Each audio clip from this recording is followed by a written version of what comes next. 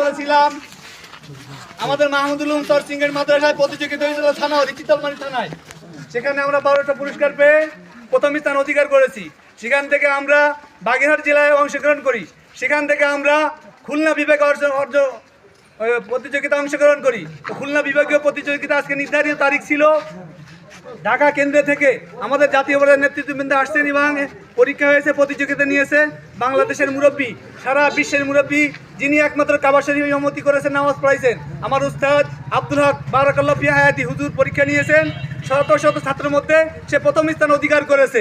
এই আলহামদুলিল্লাহ সফলতা সরসিংহের নাই, কলাতলা নাই, চিতলমারি বাগেরহাটের জন্য গৌরব ইনশাআল্লাহ।